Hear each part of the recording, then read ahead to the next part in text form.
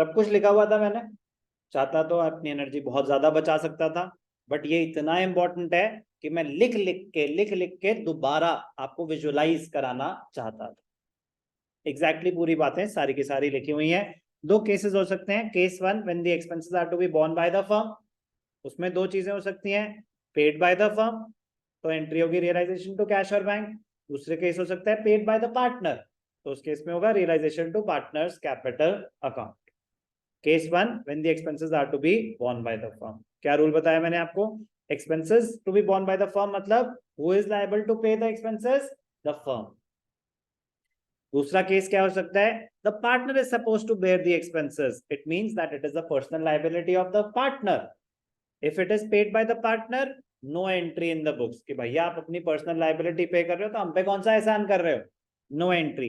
But अगर partner ने अपनी पर्सनल लायबिलिटी पे करने के लिए फर्म का पैसा यूज करा तो it will be treated as drawings, उसकी कैपिटल उससे रिकवर करा जाएगा, the money will be recovered from the partner, capital account debited to cash और बैंक।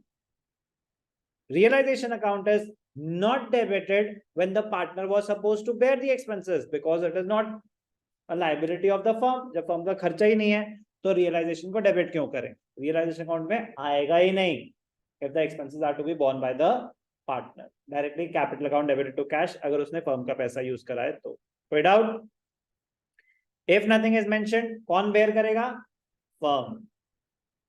कमीशन दे रहे हैं अगर पार्टनर को तो उसकी एंट्री क्या है? Realisation to partners capital account. If any commission or remuneration is paid to a partner to carry out the dissolution work, so realization to partners capital account।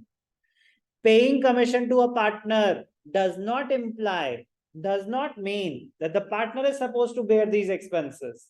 just because हमने question में दिखा हुआ है कि commission paid to partner, remuneration paid to partner to carry out dissolution work, this does not mean that he is supposed to bear the expenses। expenses के बारे में specific instructions होंगी, स्पेसिफिक या इम्प्लिसिट इंस्ट्रक्शंस होंगी। Question में लिखा जाएगा directly या इनडायरेक्टली कि एक्सपेंसेस पार्टनर को बेयर करने हैं, अगर कुछ मेंशन नहीं है तो फर्म को ही बेयर करने हैं। They will be borne by the partner only and only if it is specifically mentioned in the question। Okay, exactly same चीज मैंने आपको सारी बताई, सिर्फ इसलिए कि आराम आराम से एक हम साथ साथ करें। थोड़ी मेहनत मेरी क्योंकि इंपॉर्टेंट है, बट रोल आपका सबसे ज्यादा।